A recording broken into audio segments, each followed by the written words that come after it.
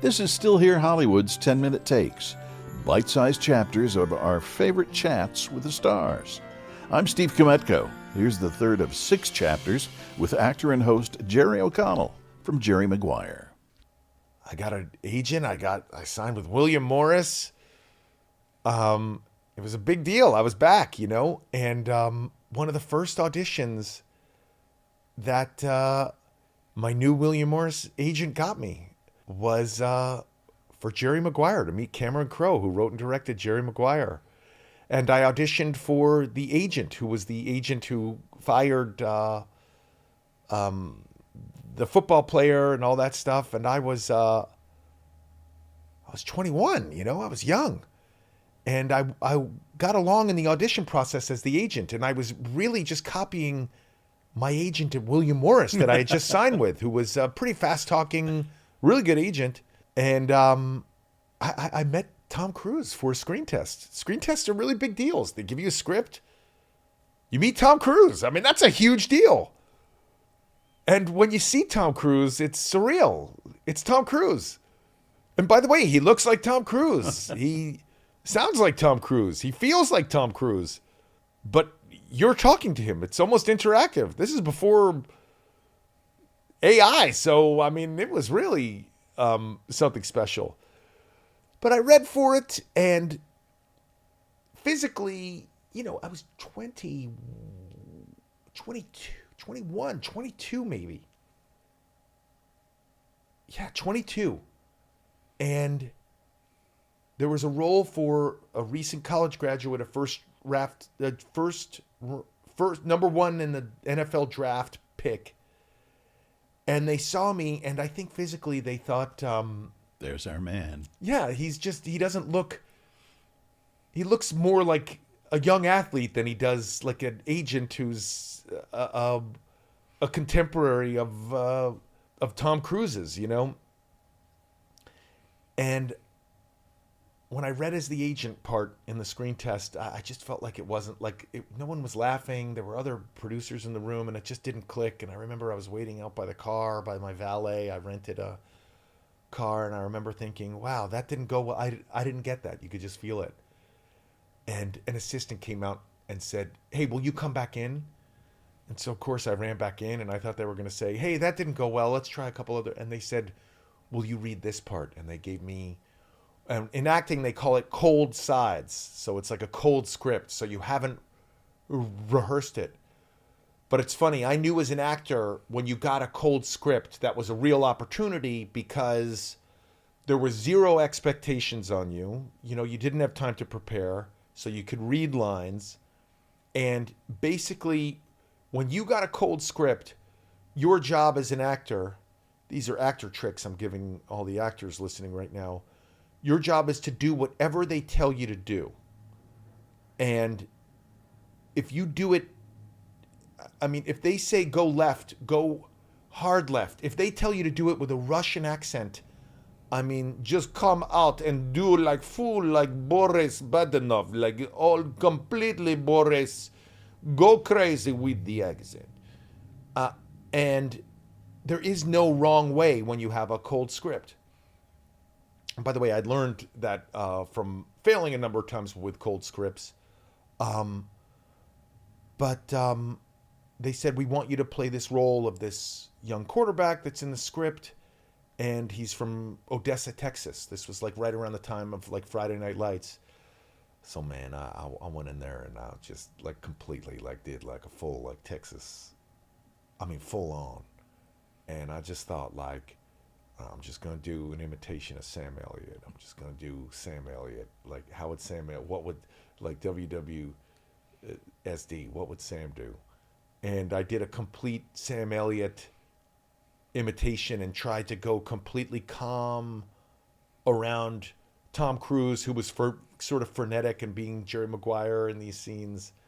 And I got the role. And it really changed my career. That was an Oscar nominated. Cuba Gooding Jr. won the Oscar, the screenplay or something else was nominated. A few things were nominated. And it was a hot movie. Yeah. When it came out. And that I'm sorry it took me so long to tell that story, but it was like just like right time, right place stuff. And at that point, I had auditioned so many times and done a lot of bad auditions that I knew when put on the spot in an audition and told to read a brand new scene, I knew exactly what to do. It's funny. So while I was a young guy, I was 22.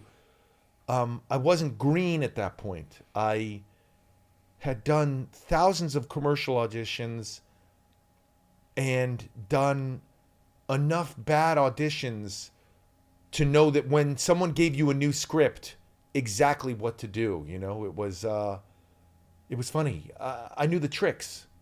Well, it's hard to understand, but people say failure is the key to success. Yeah, it's funny. I remember I had auditioned for a TV pilot before that about a car that has superpowers, like a new Knight Rider show. It's so funny. They had given me, I came in there and I had prepared for one role. There was like two young men who find a supercar in a junkyard. And I had prepared for one role. And when I went in there to screen test, they said, no, we don't want you to do this role. We want you to do the other role. And I don't really remember, but one was like the nerd guy and one was the cool guy. And I think I was auditioning for the cool guy, or maybe I was auditioning for the nerd guy. And when they gave me the other part, I didn't know what to do. I didn't prepare for it. And I remember afterwards, my agent called me up and was like, what did you do? They said you were really nervous and you were stammering in there and you didn't do it. And I should have like not cared. Like I should have like, and if I played the cool guy, I should have done it like, hey, Fonzie, like, ooh, hey, played it cool. Or if I was playing the nerd guy, I should have like really like nerded it up. And, and I knew after that point to never do that when given a cold script again, And it's so funny. The next cold script I was given was in the audition for Jerry Maguire. So everything happens for a reason, I guess. We'll be back for more in a moment. I don't want to bum everybody out listening or watching this, but I'm a little bit of a failed actor. I acted for many years. I was acting. I still continue to act. But it's funny. My acting career has gone through a couple of downturns, and currently I'm in an acting downturn. I don't care who you are. When you meet Tom Cruise, you're thinking the whole time, I can't believe this is Tom Cruise. Is this real life? It's almost like it's surreal. I mean, I don't care. I would imagine even Barack Obama, King Charles meeting Tom Cruise, it's got to be like, whoa. How about being a talk show host now? You have to be yourself. That's different than having a script. Yeah, it's interesting. I got to give a shout out to my really good friend Horatio Sanz, who's an actor who was on Saturday Night Live for many years, who told me we did a movie together in 2000, and he said to me, you should go to improv school. Everybody's doing it. And I was like, improv school? I'm already on TV. Like, I'm going back to school. And he's like, you should always go back to school. And I went, and I went to Upright Citizens Brigade, which is an improv theater school here in Los Angeles, also in New York. They probably have a school in Chicago as well. Sorry, I don't know the exact details, but Upright Citizens Brigade is an improv school I went to, and I did all their classes, and have performed a number of times with them. And it was funny. It was right when improvisation was really becoming quite popular on television.